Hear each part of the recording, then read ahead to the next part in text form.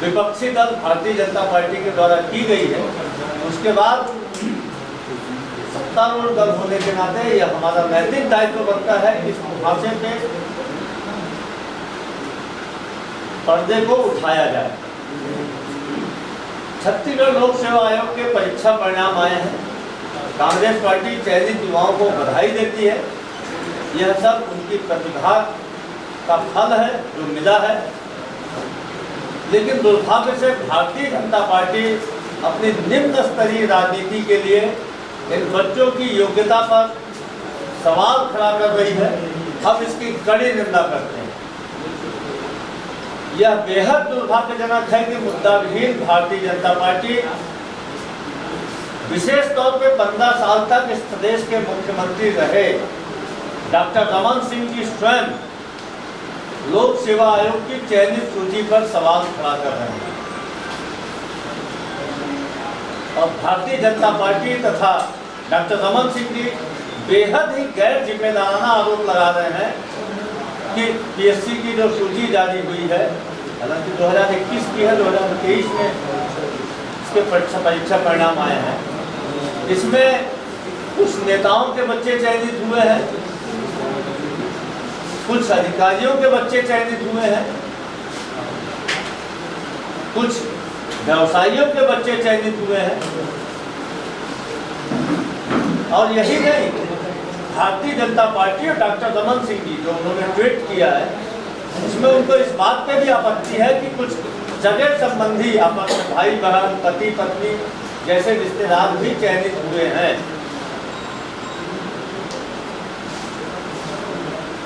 Bharatiya Janata party के नेताओं द्वारा सिवाय बयानबाजी के कोई भी तार्किक आधार इस चयन की सूची पे लगाने का कोई भी तार्किक आधार प्रस्तुत नहीं किया। भ्रष्टाचार के कोई भी एक सबूत प्रस्तुत नहीं किए, लेकिन सूची पे सवाल खड़ा करके इन्होंने राज्य लोक सेवा आयोग जो युवाओं के सपनों को पंख लगाती है, वह राज्य लोक सेवा आयोग जिसकी चयन सूची में आंगनबाड़ी कार्यकर्ता का बेटा डीएसपी बनता है, वह राज्य लोक सेवा आयोग जिसमें गरीब मजदूर का बेटा भी सरकारी ओहदेदार बनता है, वह राज्य लोक सेवा आयोग जिसमें मध्यम वर्ग के गरीब वर्ग के बच्चों की यह सपना रहती है कि वो सीधे प्रशासनिक सेवा में आएंगे, उस छत्तीसगढ़ लोक सेवा आयोग की विश्वसनीयता पे सवाल खड़ा करने का महापाप किया है डॉक्टर रमन सिंह और भारतीय जनता पार्टी ने। सवाल भी ऐसे खड़े कर रहे हैं, अरे भाई किसी नेता का रिश्तेदार होना उसकी अयोग्यता नहीं होती, किसी व्यवसायी का रिश्तेदार होना उसकी अयोग्यता नहीं होती, किसी कुली का काम करने वाले व्यक्ति का रिश्तेदार होना उसकी अयोग्यता नहीं होती। इन बच्चों ने अपने प्रतिभा के आधार पर संघर्ष करके इस नतीजे को हासिल किया है। ऐसे में बिना किसी प्रमाण के उनकी योग्यता पे सवाल खड़ा किया जाना बेहद ही आपत्तिजनक है। मित्रों, मैं नहीं चाहता था, कांग्रेस पार्टी बिल्कुल नहीं चाहती थे, माननीय मुख्यमंत्री जी ने भी आप सबसे चर्चा करते हुए इस बात का उल्लेख किया था कि हमारे पास सूची है, लेकिन वह सूची है जो भारतीय 2018 के पहले छत्तीसगढ़ लोक सेवा आयोग में चयनित ऐसे लोगों की सूची जो किसी न किसी नेता के रिश्तेदार रहे हैं, किसी न किसी अधिकारी के रिश्तेदार रहे हैं, किसी न किसी आपस में रिश्तेदार रहे हैं, भाई बहन पति पत्नी। मुझे तो याद आ रहा है, नाम याद नहीं है, लेकिन एक कुछ साल पहले माँ बेटे का भी चयन हुआ था पीएससी में, संभवतः जांजगीर चांपा या कहीं भी। तो ऐसे में आपसे रिश्तेदार चयनित हो गए तो आप बोल रहे हैं भ्रष्टाचार हुआ। मैं आपके सामने कुछ नाम पढ़ूंगा और इस नाम को पढ़ने के पहले स्पष्ट कर देना चाहता हूँ कि हम इन चयनित व्यक्तियों की योग्यता पे कोई सवाल कांग्रेस पार्टी नहीं खड़ा कर रही है, न ही इन व्यक्तियों की चयन प्रक्रिया में कांग्रेस पार्टी किसी भी प्रकार का भ्रष्टाचार का आरोप लगा रही है।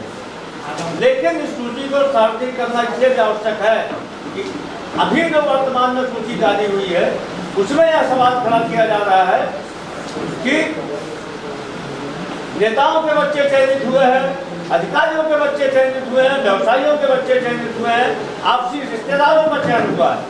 ये कोई नई बात नहीं है। मैं कुछ नाम आपके सामने रखूंगा।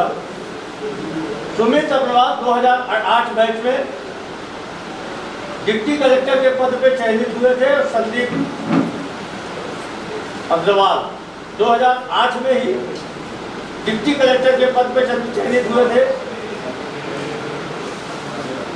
सुमित 2008 के टॉपर रहे, संदीप दूसरे स्थान पर रहे। दोनों सगे भाई हैं।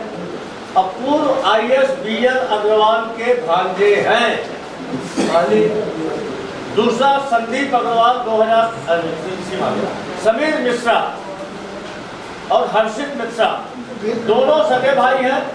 समीर मिश्रा और हर्षित मिश्रा दोनों आबकारी उप निरीक्षक के पद पर चयनित हुए थे 2008 में। उत्तम प्रसाद 2008 में, भूगव चंद्राकर 2008 में, दोनों भाई हैं। उत्तम प्रसाद महिला एवं बाल विकास अधिकारी और भूगव चंद्राकर वाणिज्यिक कर निरीक्षक के पद पर चयनित हुए थे। देवचरण पटेल, दुर्गाचरण पटेल दोनों सगे भाई हैं, 2008 में चयनित हुए थे। DCP दुर्गाचरण पटेल नायब तहसीलदार के पद पर चयनित हुए थे। राम प्रसाद चौहान और राम नरेश चौहान सगे भाई हैं। राम प्रसाद चौहान लेखा अधिकारी, राम नरेश चौहान वाणिज्यिक कर अधिकारी के पद पर चयनित हुए 2008 में। शिवानी जायसवाल, श्वेता जायसवाल दोनों बहनी हैं। शिवानी जायसवाल, श्वेता जायसवाल दोनों नायब तहसीलदार के पद पर चयनित हुए थे। दीपा ठाकुर 2008, विकास सिंह ठाकुर दोनों भाई बहन हैं। दीपा ठाकुर अधीनस्थ लोक सेवा आयोग एवं विकास सिंह ठाकुर लेखाधिकारी के पद पर चयनित हुए थे। पुष्पेंद्र नायक सेवानिवृत्त भारतीय प्रशासनिक सेवा के अधिकारी श्री HL नायक के पुत्र हैं। DSP के पद पर चयनित हुए थे। पुष्पेंद्र नायक 2011, ऋचा सिंह 2012 और अभीश सिंह परिहार दोनों भाई बहन हैं। ऋचा सिंह नायब तहसीलदार, अभीश सिंह परिहार बाल विकास परियोजना के अधिकारी के पद पर चयनित हुए। मनीष साहू, कल्पना साहू दोनों भाई बहन हैं। मनीष साहू CEO और कल्पना साहू तालीम निरीक्षक के पद पर चयनित हुए। पुराणिक सिंह दोनों भाई हैं। पुराणिक सिंह मुख्य कार्यपालन अधिकारी और प्रमोद सिंह सहकारिता निरीक्षक के पद पर चयनित हुए थे। अभिलाष सिंह पैकरा भाई बहन, अभिलाष सिंह पैकरा डिप्टी कलेक्टर एवं अभिषेक सिंह पैकरा आबकारी उप निरीक्षक के पद पे चयनित हुए थे। अभिलाषा सिंह। केसरी नंदन नायक सेवानिवृत्त भारतीय पुलिस सेवा के अधिकारी आदर्श नायक के पुत्र हैं और DSP के पद पे चयनित हुए थे 2013 में। 2013 में ही विनय अग्रवाल और चयनित हुए थे। उनके पिताजी कारोबारी थे और डिप्टी कलेक्टर के पद पे चयनित हुए थे। विभोद अग्रवाल 2013 में चयनित हुए थे डिप्टी कलेक्टर के पद में। उनके पिताजी कारोबारी थे। आभा तिवारी 45 वर्ष की आयु में प्रथम प्रयास में सर्वोच्च स्थान प्राप्त कर डिप्टी कलेक्टर पर चयनित हुई थी। पति उनके आबकारी अधिकारी थे। ओंकार साय और सूर्यकांत साय दोनों भाई हैं। छत्तीसगढ़ अधीनस्थ लोक सेवा आयोग में चयनित हुए थे 2014 में।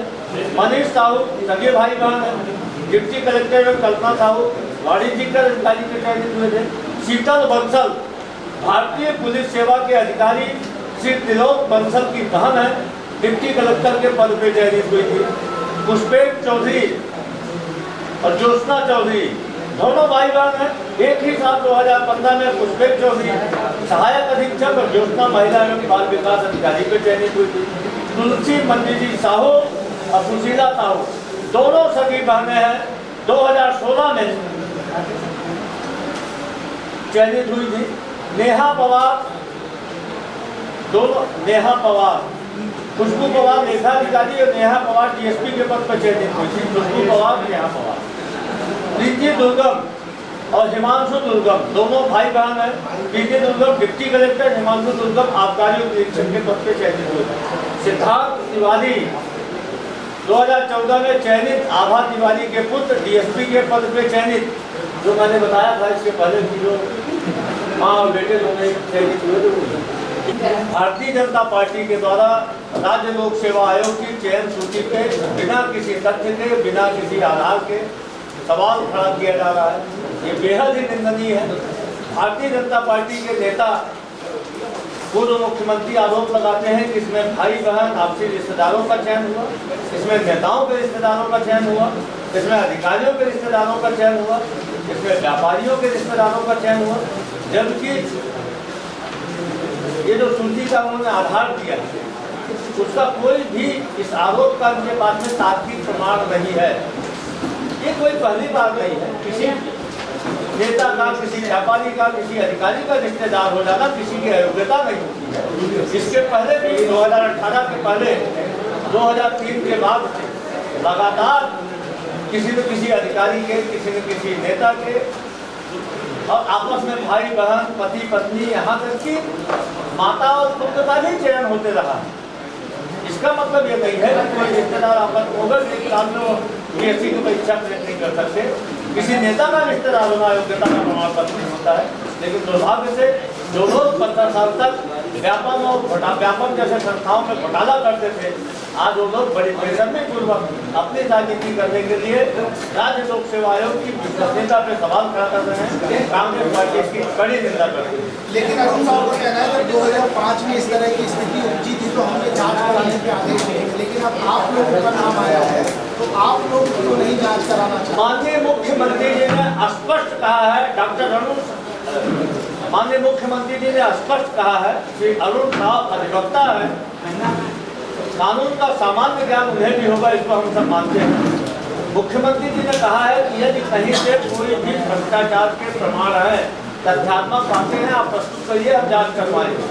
लेकिन सिर्फ इसलिए कि वो फलाने पार्टी के दल का नेता है, उसका बेटा कैसे चयनित हो गया, या दो भाई बहन कैसे चयनित हो गए, पति का पत्नी कैसे चयनित हो गए, ये तो भ्रष्टाचार का आधार नहीं है। ये भारतीय जनता पार्टी के मानसिक दिवालियेपन का द्योतक है। छत्तीसगढ़ में मुद्दों के दिवालियेपन से दूर नहीं, भारतीय जनता पार्टी बच्चों के चयन पे सवाल खड़ा करके